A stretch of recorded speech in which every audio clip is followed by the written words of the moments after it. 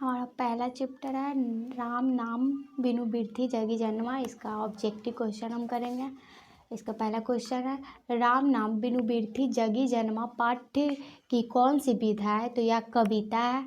राम नाम बिनु बिरथी जगी जन्मा पाठ्य के कवि कौन है। गुरु नानक का जन्म कब और कहाँ हुआ था। तो 1469 में तलवाड़ी ग्राम के जिला लाहौर में हुआ था। किनका जन्म स्थान नानकाना साहब के नाम से प्रसिद्ध है। तो गुरु नानक के पिता का नाम क्या है। तो कालू चंद खत्री। गुरु नानक के माता का नाम क्या है। तो तृप्त देवी। गुरु नानक की पत्नी का नाम क्या है। तो सुलक्ष्मी। किस कवि ने वर्ण श्रम व्यवस्था और कर्म कांड के विरोध करके निर्गुण ब्रह्म की भक्ति का प्रचार किया है। तो गुरु नानक। अगला गुरु नानक की भेंट किस शासक से हुआ था। तो बाबर से। सिख धर्म के प्रवर्तक गुरु नानक देव जी पंजाबी भाषा के साथ साथ किस भाषा में कविताएं लिखते थे। तो हिंदी भाषा में। गुरु नानक जी की भाषा में मेल था। तो ब्रज भाषा और खड़ी बोली दोनों का। गुरु नानक देव जी की रचनाओं का संग्रह किसने किया था। तो सिख धर्म के 5वें गुरु अर्जुन देव जी ने।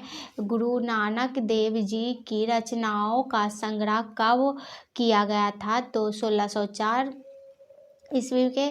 सिख धर्म में गुरु नानक देव जी की रचनाओं का संग्रह क्या कहलाता है। गुरु ग्रंथ साहिब। अगला है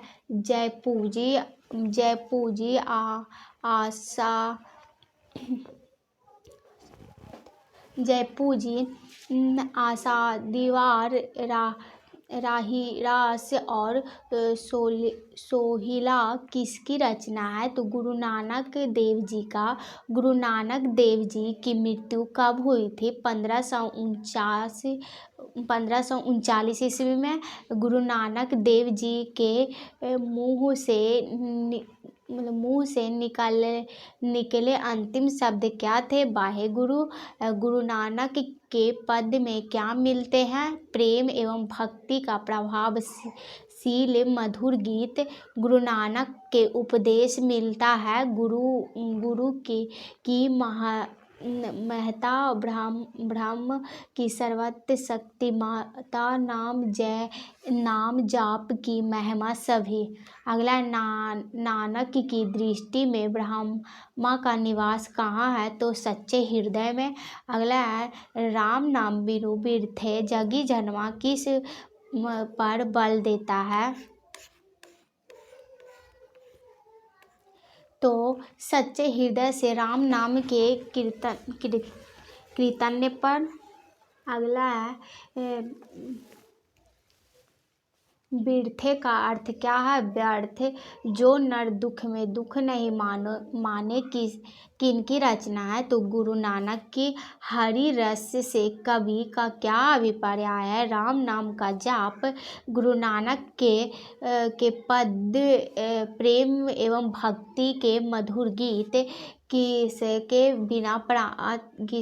बिना प्राणी को मुक्ति नहीं मिलता है। तो गुरु ज्ञान के बिना। गुरु नानक किस मार्ग के कवि थे। निर्गुण भक्ति मार्ग के।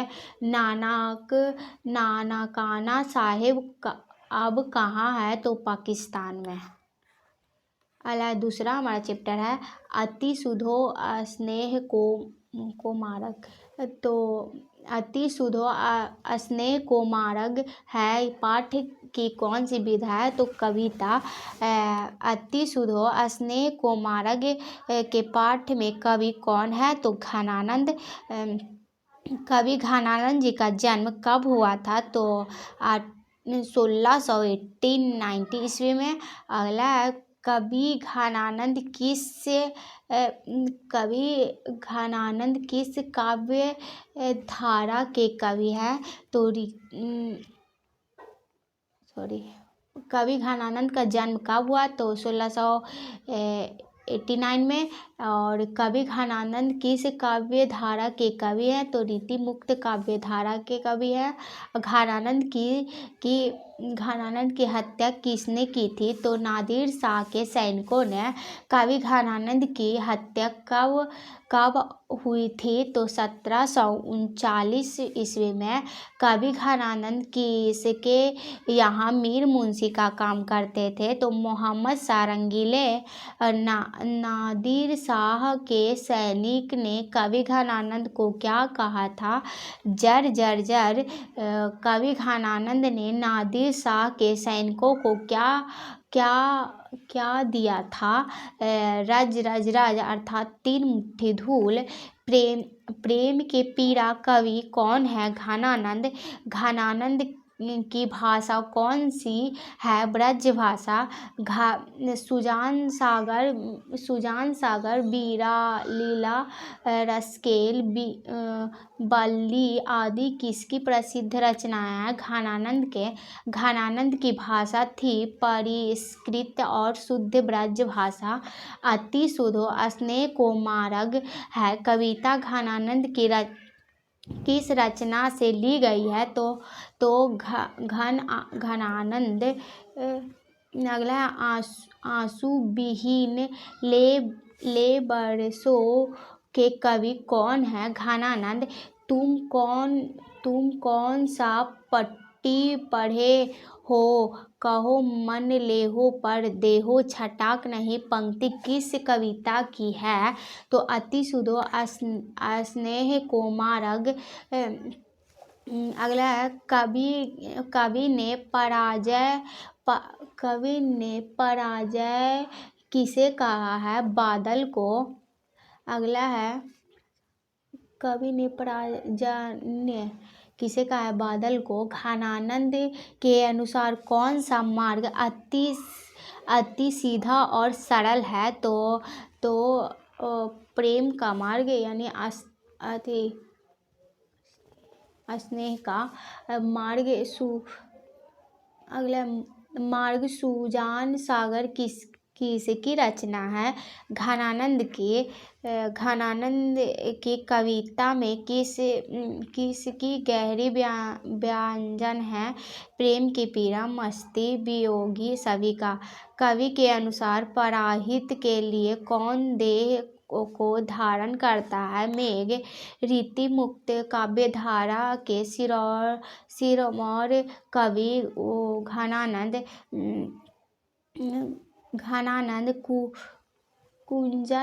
कुंजन का अर्थ होता है बगीचा। घनानंद रचयिता अत्यंत प्रसिद्ध है सवैया और घनछारी। अगला है तीसरा है प्रेम आइनी श्री राधिका। प्रेम आइनी श्री राधिका पाठ्य कौन सी विधा है? कविता है। प्रेमी श्री राधिका के कवि कौन है? रसखान। अगला है रसखान का जन्म दिल्ली के किस राजवंश में हुआ था? तो पठान राजवंश में। रसखान दिल्ली से कहाँ चले गए थे? तो ब्रजभूमि।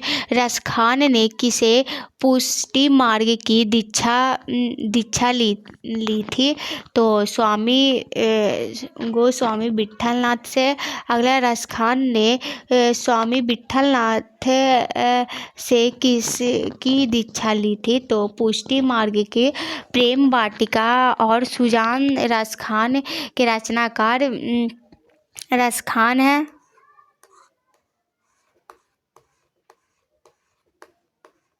आगे है किस ग्रंथ में कृष्ण की भक्ति से संबंधित रचनाएं हैं। सुजान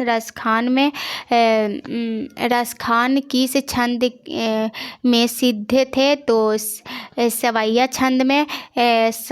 संप्रदाय मुक्ति कृष्ण भक्ति कवि कौन थे? तो रसखान। प्रेम आईनी श्री राधिका कविता के दोहे कहाँ से संकलित हैं? रसखान रचनावली से। रसखान किस काल के कवि थे? भक्ति काल के। रसखान के सवैया किस भाषा में था? ब्रज भाषा में। रसखान ने प्रेम वाटिका की रचना कब की थी? 1610 ईस्वी में। रसखान दिल्ली के किस राजवंश में उत्पन्न हुए थे? पठान राजवंश में। किनकी रचनाओं से मुक्त होकर भारतेंदु हरिश्चंद्र ने कहा था कि इन मुसलमानों पर कोटी ने हिंदू बारी? तो रसखान ने। अगला है करील के कुंजन ऊपर बालों के कवि कौन है? रसखान। अगला है कवि ने मालिन किसे कहा है? राधा कृष्णा को। रसखान के रचना काल के समय किसका राज्य काल था? जहांगीर का। अगला है कवि रसखान ने किसे चितचोर कहा है? कृष्ण को। रसखान द्वारा कृष्ण लीला का गान किया गया है सवैया में। कवि रसखान ने प्रेम आईनी किसे कहा है? राधा को। सवैया एवं छंद को सिद्ध कवि थे रसखान। कवि रसखान किसके परम भक्त थे? कृष्ण के। अगला चैप्टर हमारा चौथा है स्वदेशी पाठ कौन सी विधा है? कविता है। स्वदेशी पाठ के लेखक। स्वदेशी पाठ का लेखक प्रेमघन का पूरा नाम बद्री नारायण चौधरी प्रेमघन का जन्म हुआ था 1855 में मिर्जापुर उत्तर प्रदेश में। प्रेमघन का निधन हुआ था 1922 ईस्वी में। अगला है प्रेमघन किस युग के कवि थे? तो भारतेंदु युग के। प्रेमघन अपना आदर्श किसे मानते थे? भारतेंदु हरिश्चंद्र को। प्रेमघन के रसिक समाज की स्थापना कब हुई थी? तो 1874 ईस्वी में। रसिक समाज के स्थापना किसने की थी? वो प्रेमघन ने। आनंद कदाविनी मासिक पत्रिका का नागरिक निराद नामक साप्ताहिक पत्रिका का संपादन किसने किया था? प्रेमघन ने। प्रेमघन की रचनाएं किस नाम से संग्रहित है? प्रेमघन स्वरस्य जीर्ण जनपद की रचना है। प्रेमघन की भारत सौभाग्य किसकी रचना है? प्रेमघन की बद्री नारायण चौधरी। प्रेमघन द्वारा रचित कविता कौन सा है? स्वदेशी। प्रेमघन की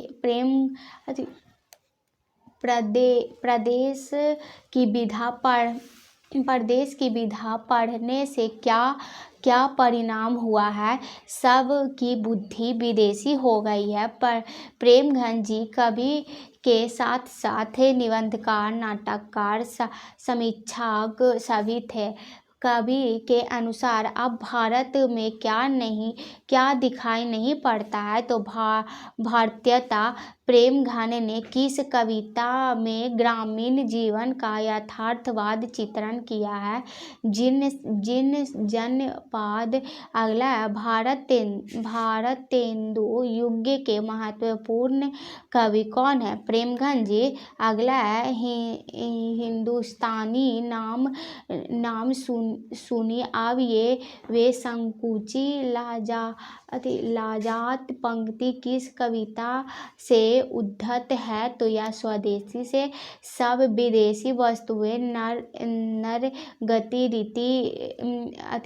गति रीति लागत कछो न अब भारत में दरासात या भारतीयता। अगला स्वदेशी कविता कहाँ से संकलित है? प्रेम घन स्वारस्य से। अगला हमारा 5वां चैप्टर है भारत माता पाठ में कौन सी विधा है? कविता। अगला भारत माता पाठ के कवि कौन है? सुमित्रानंदन पंत। सुमित्रानंदन पंत का जन्म कब हुआ था? 1980 में। सुमित्रानंदन पंत का जन्म कहाँ हुआ था? अल्मोड़ा जिला के कौसानी उत्तराखंड में। किस कवि का जन्म 6 घंटे बाद उसके माता का देहांत हो गया था? सुमित्रानंदन पंत जी के। अगला सुमित्रानंदन पंत की माँ का नाम क्या है? सरस्वती देवी। सुमित्रानंदन पंत का निधन कब हुआ था? तो 29 दिसंबर 1977 ईस्वी को। प्राकृतिक और सौंदर्य के प्रेमी कवि कौन है? सुमित्रानंदन पंत। सुमित्रानंदन पंत का अंतिम काव्य कौन सा है? लोकायतन।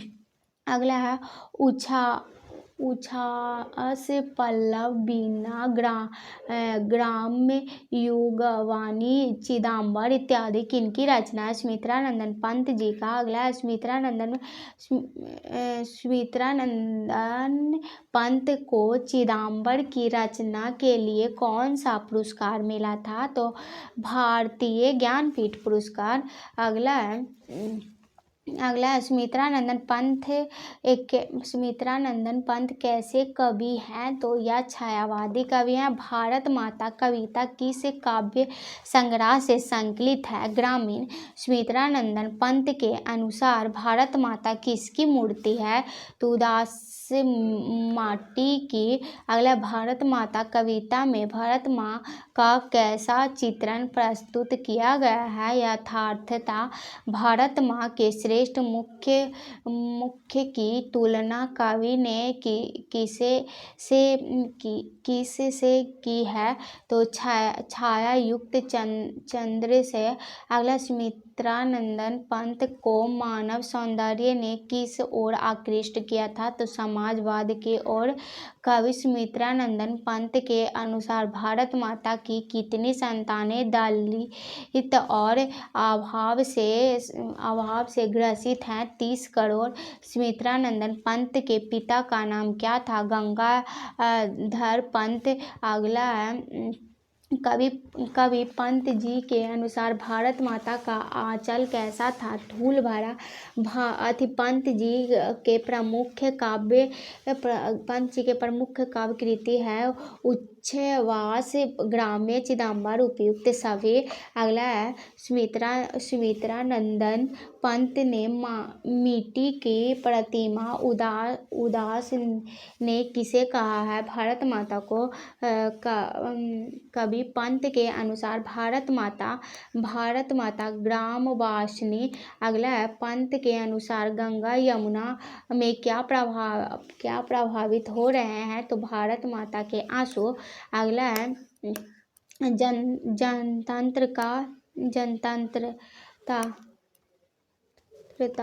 अगला है जनतंत्र का जन्म पाठ कविता है। अगला है कविता जनतंत्र के जन्म के कवि कौन है? रामधारी सिंह दिनकर। राष्ट्र कवि कौन है? रामधारी सिंह दिनकर। रामधारी सिंह दिनकर का जन्म कब हुआ था? तो 23 दिसंबर 1960 को। रामधारी सिंह दिनकर का जन्म कहाँ हुआ था? सिमरिया बेगूसराय में। रामधारी सिंह दिनकर का निधन कब हुआ था? 24 अप्रैल 1974 में।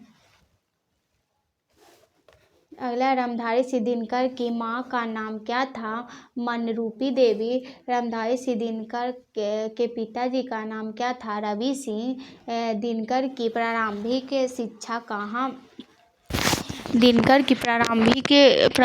शिक्षा कहाँ से हुई थी? तो गांव और उसके आसपास से।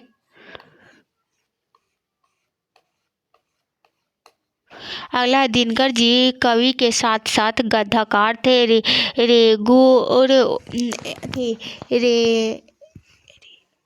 रेणुक, हुंकार, रासावती,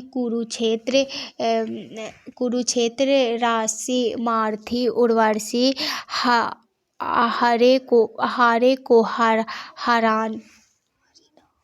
हारे को हरिनाम इत्यादि किसकी रचना है? रामधारी सिंह दिनकर की। अगला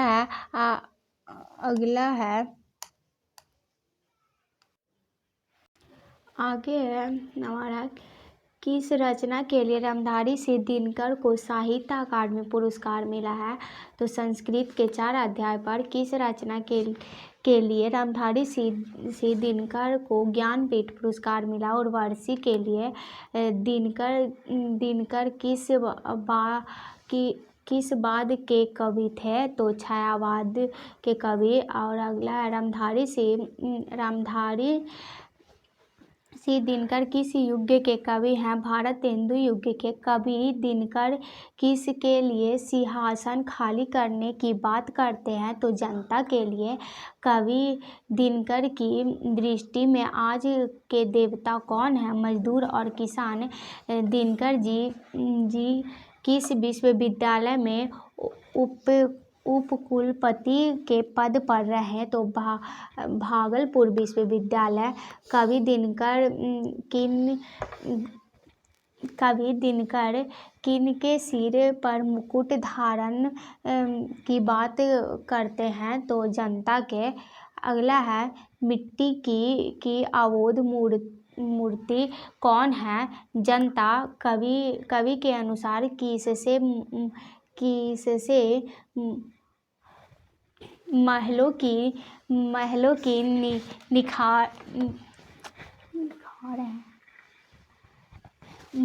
की निखार जाती है? तो हुंकार से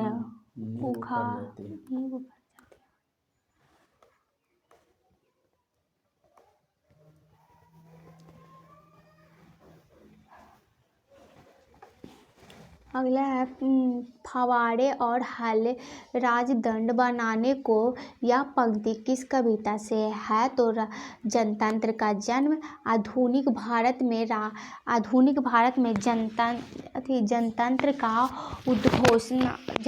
का उद्घोष कविता कौन है? तो जनतंत्र का जन्म। रामधारी सिंह दिनकर किस हाई स्कूल से मैट्रिक की शिक्षा प्राप्त किए थे? तो मोकामा घाट रेलवे हाई स्कूल। राष्ट्र कवि रामधारी सिंह दिनकर प्रमुख कवि है या उत्तर छायावादी के। अगला है आगे है रामधारी सिंह दिनकर कहाँ के रहने वाले थे? बिहार के। दिनकर के काव्य का मूल स्वर क्या है? तो ओज एवं राष्ट्रीय चेतना। अगला हमारा चैप्टर है हिरोशिमा पाठ्य की कौन सी विधा है? कविता। हिरोशिमा पाठ्य के कवि अगेय। और अगेई का पूरा नाम क्या है? सच्चिदानंद हीरानंद वात्स्यायन अगेय। अगेय का जन्म कब हुआ था? तो 7 मार्च 1911 ईस्वी को कुशीनगर उत्तर प्रदेश में। अगेय के पिता और माता का नाम क्या था? पिता का नाम डॉक्टर हीरानंद शास्त्री और माता का नाम ब्याती देवी। अगला है अगेय का प्रारंभिक शिक्षा कहाँ प्राप्त है? तो लखनऊ से। कौन से कवि बहुभाषिविदा थे? अगेय।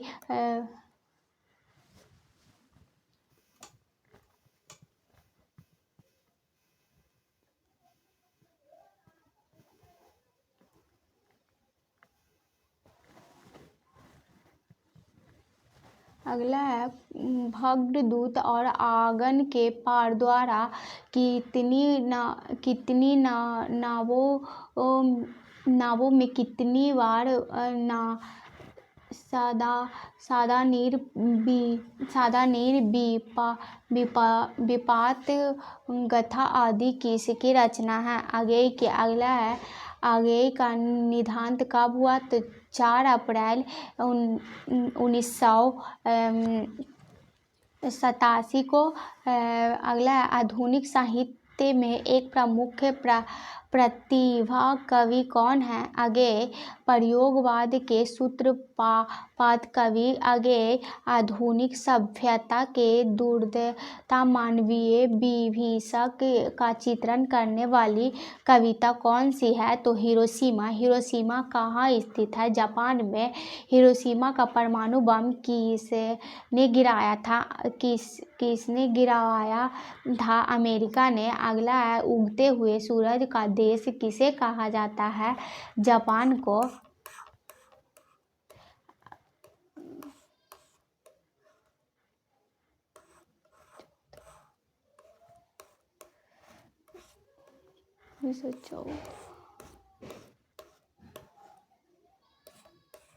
आगे है हमारा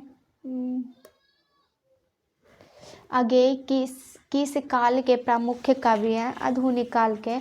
हिरोशिमा कविता किस काव्य संग्रह से संकलित है? तो सादानीरा। अगला है अगेय का मूल निवास कहाँ था? तो करातपुरा पंजाब में। और कवि की दृष्टि में किसका रचना हुआ था? सूरज मानव को भाप बनाकर सोख गया या मानव का। अगला है हिरोशिमा कवि किस का चित्रण करती है? तो आधुनिक सभ्यता की दुर्दशा मानवीय विभीषक का। अगला है तारा सप्ताह के संपादक कौन है?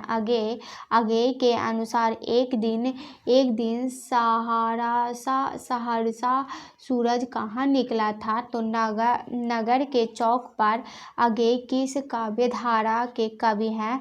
प्रयोगवाद। अगला है सोखर एक जीवनी किसका प्रयास है? अगेय का नगर के द्वीप किस कवि के रचना है? सच्चिदानंद हीरानंद वात्स्यायन का। धूप बारिश पर अंतरिक्ष में नहीं है, फटी मिट्टी से। अगला हमारा चैप्टर है 8वां है एक वृक्ष की हत्या। एक वृक्ष की हत्या पाठ के कौन सी विधा या कहानी है? कविता है। एक वृक्ष की हत्या कविता के कवि कौन है? तो कुबेर नारायण।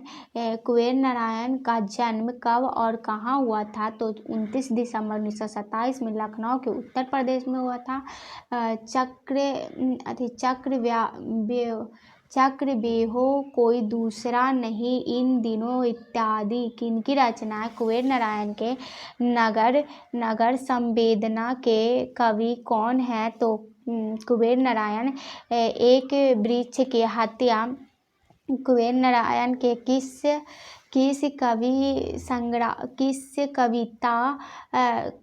कविता संग्रह से लिया गया है?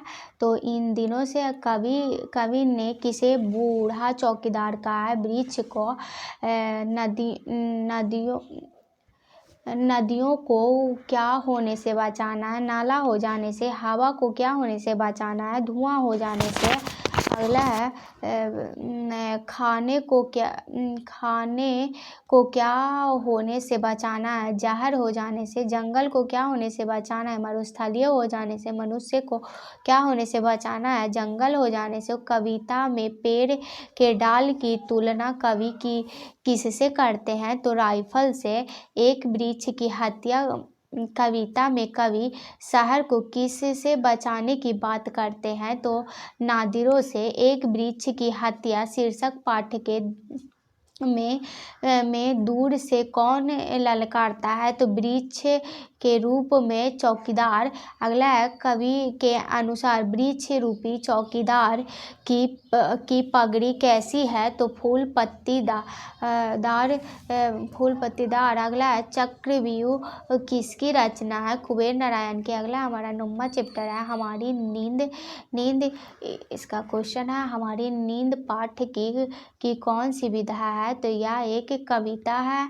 अगला है, हमारी नींद कविता में कवि कौन है, तो वीरेंद्र अग्रवाल। वीरेंद्र अग्रवाल जी का जन्म कब और कहाँ हुआ था, तो वीरेंद्र अग्रवाल जी का जन्म 5 अगस्त 1947 को भारतीय नगर टेहरी गढ़वाल उत्तराखंड में हुआ था। वीरेंद्र अग्रवाल का पहला कविता संग्रह कभी प्रकाशित हुआ था, तो 1951 में।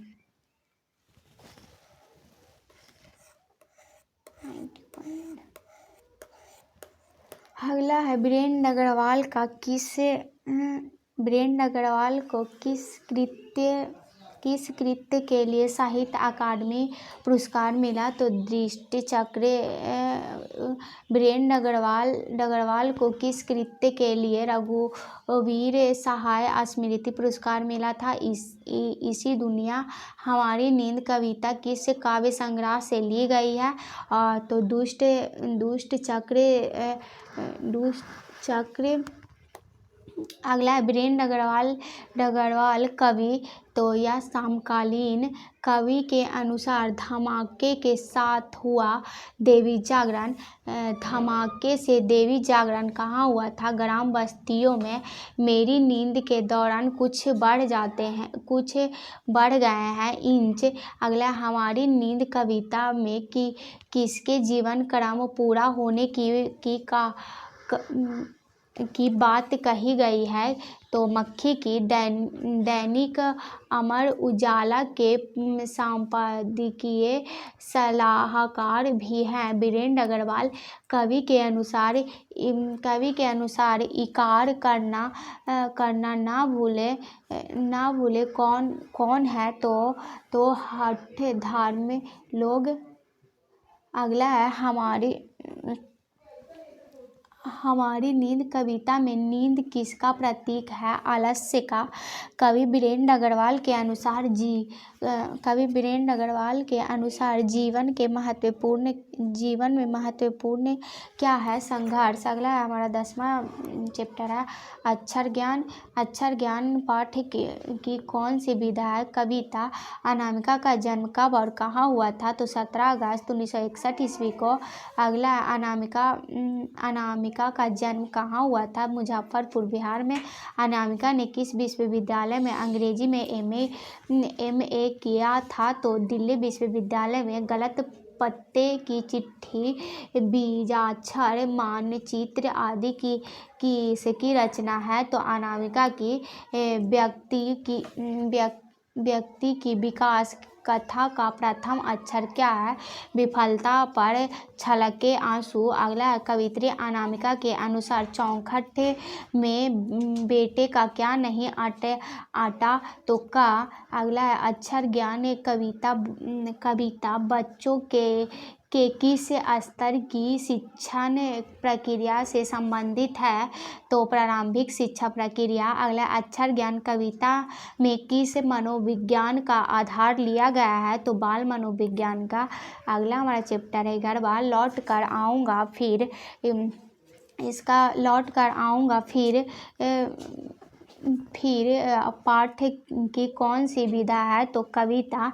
लौट कर आऊँगा फिर कविता के कवि कौन है, जीवनानंद दास। किस भाषा के कवि हैं, तो बंगाल भाषा के कवि थे। अगला, जीवनानंद दास का निधन एक दुर्घटना में कब हुआ था, तो 1954 में। अगला है, जीवनानंद दास के कितने काव्य संकलन प्रकाशित हुए थे, 6।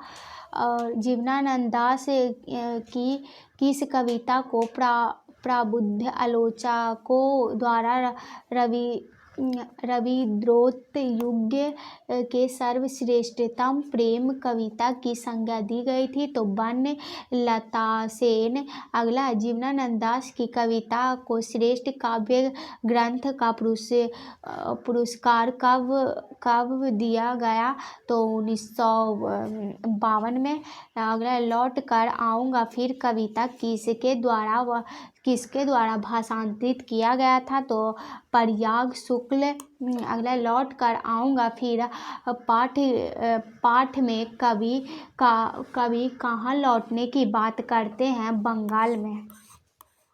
अगला कवि अगले जीवन में क्या बनने की अभिलाषा व्यक्त करते हैं? तोता, कौवा, आवाविल सभी। अगला है कवि कपास के पेड़ पर किस की बोली सुनने की बात करते हैं? उल्लू के। अगला है हर पालक किसकी रचना है? कुंवर नारायण की। अगला है वर्मा चैप्टर हमारा मेरे बिना तुम प्रभु पाठ की कौन सी विधा है? तो कविता है। मेरे बिना तुम प्रभु पाठ के रचनाकार रेनर मारिया रिल्के का जन्म कहाँ हुआ था? जर्मनी में। कवि रिल्के का जन्म कब हुआ था? तो 4 दिसंबर 1875 में। 800। अगला है रिल्के के पिता का नाम क्या था? Joseph Rilke. अगला मेरे बिना तुम प्रभु किस भाषा में अनुदित है? तो जर्मन भाषा में। अगला है दूर चट्टानों की ठंडी गोद में किस कवि की पंक्ति है? रेनर मारिया रिल्के। अगला है कवि के अनुसार मनुष्य के बिना किसका अस्तित्व नहीं रहेगा? ईश्वर का। अगला कवि के अनुसार भक्त किस रूप में है? तो जलपात्र, मंदिर सभी। अगला कवि किनका शानदार नावदार गिर जाने की बात करते हैं? तो प्रभु का।